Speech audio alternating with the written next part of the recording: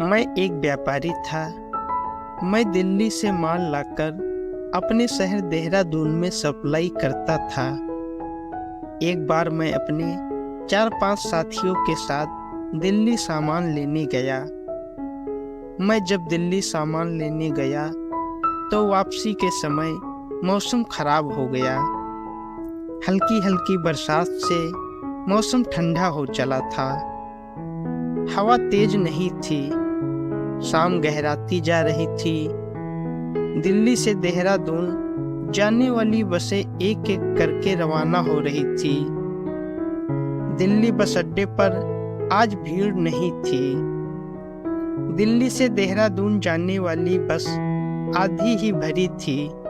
7 बज चुके थे। सूरज डूब चुका था। बस की रवानगी का समय हो चला था। 10 मिनट और इंतजार करने के बाद बस कंडक्टर ने सीटी बजाई। ड्राइवर ने इंजन स्टार्ट किया। गियर लगाते ही बस लहराकर भीड़ काटते हुए बस अड्डे का गेट पार कर बाहर आई और रिंग रोड की चौड़ी सड़क पर तेजी से दौड़ने लगी। बस की रफ्तार बढ़ने के साथ साथ हल्की हल्की बरसात भी तेज बरसात में बदल गई। बस के सामने के शीशों पर लगे वाइपर भी तेजी से चलने लगे। कुछ दूर आगे आते आते 7:30 बज चुके थे। वहां पर आधा मिनट के लिए बस रुकी। 4-5 सवारियां भी चढ़ी, पर बस अभी भी पूरी तरह से नहीं भरी थी। बस आगे बढ़ी। बरसात बदस्तूर जारी थी। हवा भी तेज होती जा रही थी। एक बस स्टैंड पर बस 5 मिनट के लिए रुकी। भारी बरसात के चलते बस स्टैंड सुनसान था। दिल्ली पार होते होते बरसात भयंकर तूफान में बदल गई। 20 मिनट बाद बस एक गांव के पास पहुंची। वहां बड़े बड़े ओले गिरने लगे थे। साथ ही आंधी भी चलने लगी थी। सड़क के दोनों किनारे खड़े कमजोर पेड़ हवा के जोर से तर कर टूट रहे थे और सड़क पर गिरने लगे। बस का आगे बढ़ना मुमकिन नहीं था। सारा रास्ता जो बंद हो गया था। ड्राइवर ने बस रोक दी और इंजन भी बंद कर दिया। जल्द ही बस के पीछे तमाम दूसरी गाड़ियों की कतार भी लग गई। अब भीषण बरसात तूफान में बदल गई। क्या करें, कहाँ जाएं? दिल्ली से देहरादून का रास्ता महज 8 घंटे का सफर था। ज्यादातर मुसाफिर यही सोचकर चले थे कि रात के 2 बजे तक वे अपने अपने घर पहुंच जाएंगे। इसलिए उन्होंने खाना भी नहीं खाया था। अब तो यही रात के 12 बज गए थे और उनके पेट भूख से बिलबिला रहे थे। सबने मोबाइल फोन से अपने अपने परिवार वालों को कहा कि वे खराब मौसम के चलते रास्ते में फंसे हुए हैं। मगर बस के मुसाफिर कब तक सब्र करते? खाने का इंतजाम नहीं था।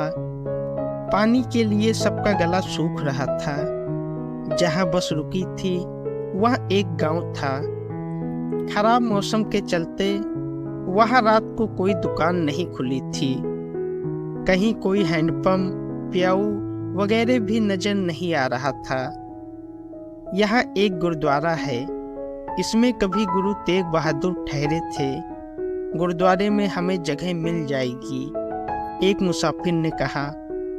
बस की सवारियों का जत्था गुरुद्वारे के मेन फाटक पर पहुंचा।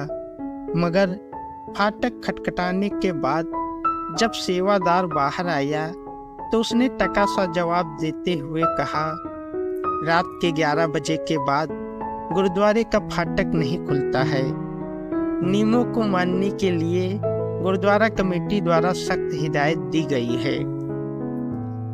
सब मुसाफिर बस में आकर बैठ गए।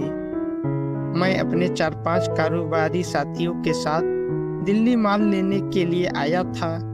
हर समस्या का समाधान होता है, इस बात पर यकीन रखते हुए मैं बस से उतरा और सुनसान पड़े गांव के बंद बाजार में घूमने लगा।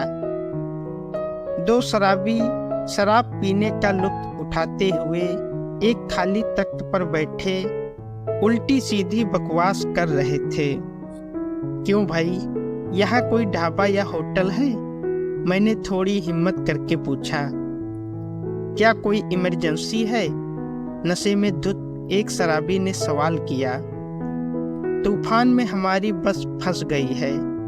हम शाम को दिल्ली से चले थे, अब यहीं आधी रात हो गई है। कुछ खाने को मिल जाता तो। मैंने अपनी मजबूरी बताई। यहाँ ढाबा है, इसे एक औरत चलाती है, मैं उसे जगाता हूँ, वह शराबी बोला। साहब, इस समय रोटी अचार और कच्चे प्याज के सिवा कुछ नहीं मिलेगा। थोड़ी देर में एक जवान औरत ने बिजली का बल्ब जलाते हुए कहा, ठीक है, आप रोटी और अचार ही दे दें। थोड़ी देर में बस के सभी मुसाफिरों ने रोटी, अचार और प्याज का लुत्फ उठाया। अपने पैसे देने के बाद मैंने पूछा, चाय मिलेगी क्या? जरूर मिलेगी, उस औरत ने कहा। तब तक दूसरे मुसाफिर बस में चले गए थे। चाय सुड़कते हुए मैंने उस औरत की तरफ देखा। वह कड़क जवान देहाती औरत थी। साहब, कुछ और चाहिए क्या? उस औरत ने अजीब सी नजरों से देखते हुए पूछा। क्या मतलब? आप आराम करना चाहो तो अंदर बिस्तर लगा है, दुकान के पिछवाड़े की ओर इशारा करते हुए उस औरत ने कहा। मैं अधेड़ उम्र का था, मुझे अपनी पूरी जिंदगी में ऐसा न्योता नहीं मिला था। मैं उस औरत के साथ उसके पीछे चला गया। मैं उसका इरादा समझ गया था, इसलिए वहां पहुंचकर मैंने उसे अपनी बाहों में भर लिया और उसके गालों को चूमते हुए उसके गोरे बदन को सहलाने लगा। फिर हम दोनों उसी बिस्तर पर लेट गए और मैंने जमकर अपनी प्यास बुझाई। फिर थककर हम दोनों एक दूसरे से अलग हुए। फिर मैं थोड़ी देर उसके साथ ऐसे ही लेटा रहा। कुछ देर बाद उठकर मैंने अपने कपड़े पहने और उस औरत से पूछा, क्या दूं? जो आपकी मर्जी, उस औरत ने कपड़े पहनते हुए कहा। 500 रुपये का एक नोट उसे थमाकर मैं बस में आ बैठा। इतनी देर बाद लौटने पर दूसरे मुसाफिर मुझे गौर से देखने लगे। पूरी रात हम सबकी उस बस में ही कटी। सुबह के 4 बजे जब बारिश बंद हुई और रास्ता साफ हुआ, तब बस देहरादून के लिए चल दी। मैंने बस स्टैंड से घर के लिए रिक्शा किया। भाड़ा चुकाने के लिए जब मैंने अपने कमीज की जेब में हाथ डाला तो जेब में कुछ भी नहीं था। पैंट की जेब में से पर्स निकाला पर वह भी खाली था। हाथ में बंधी घड़ी भी नदारद थी। मैंने पत्नी से पैसे लेकर रिक्शे का भाड़ा चुकाया। उस भोली भाली दिखती देहाती औरत ने पता नहीं कब सब पर हाथ साफ कर दिया था। जेब में 1000 रुपये थे, पर्स में 8000 रुपये और 4000 रुपये की घड़ी थी। सबके सब उसने चोरी कर लिया था। कड़क रोटियों के साथ साथ उस कड़क औरत के जिस्म का स्वाद मैं जिंदगी में कभी भूल नहीं पाऊंगा।